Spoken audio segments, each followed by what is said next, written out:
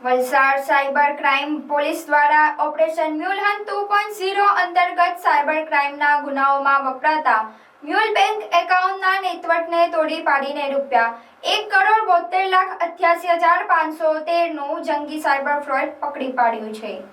રાજ્યના ઉચ્ચ અધિકારીઓના માર્ગદર્શન હેઠળ વલસાડ સાયબર ક્રાઇમ પોલીસ સ્ટેશનની ટીમની તપાસ દરમિયાન સમન્વય પોર્ટલ પરથી મળેલી માહિતીના આધારે વલસાડથી બેંક ઓફ બરોડામાં રહેલા એક શંકાસ્પદ બેંક એકાઉન્ટની તપાસ હાથ ધરવામાં આવી હતી, જેના ખાતાધારક નયન મહેશભાઈ બિરાડી હોવાનું બહાર આવતા પોલીસે તેની પૂછપરછ કરી હતી, જેમાં તેણે રિષભસિંહ રાજપાલસિંહ નામના વ્યક્તિ સાથે મળીને સાયબર ફ્રોડના નાણાંની હેરાફેરી કરવા માટે ઉદ્યમ રજીસ્ટ્રેશન કરાવી કંપનીના નામે બેંક ખાતા ખોલાવ્યા હોવાની કબૂલાત કરી હતી. સાયબર ટીમે ટેકનિકલ ઇન્ટેલિજન્સ અને હ્યુમન સોર્સના આધારે રિષભસિંહ રાજપાલસિંહને આઝાદ ચોક પાસેથી ઝડપી પાડ્યો હતો.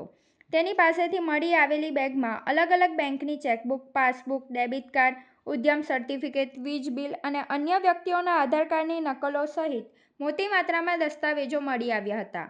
આરોપીઓ આ દસ્તાવેજોનો ઉપયોગ કરી દેશભરમાં અલગ-અલગ રાજ્યોમાં ફ્રોડ આચરતા હતા.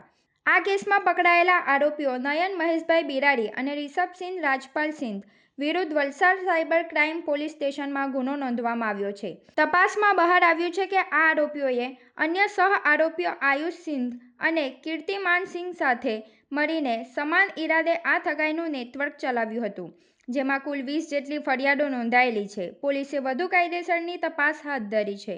સાયબર ક્રાઇમ પોલીસ દ્વારા લોકોને જાગૃત કરવામાં આવે છે કે કોઈની પણ લાલચમાં આવીને પોતાનું બેંક ખાતું કે સિમ કાર્ડ વાપરવા આપવું જોઈએ નહીં. મ્યુચ્યુઅલ એકાઉન્ટ તરીકે ઓળખાતા આવા ખાતાઓના ગેરકાયદેસર ઉપયોગ માટે અંતે તો એકાઉન્ટ ધારક પોતે જ જવાબદાર બને છે.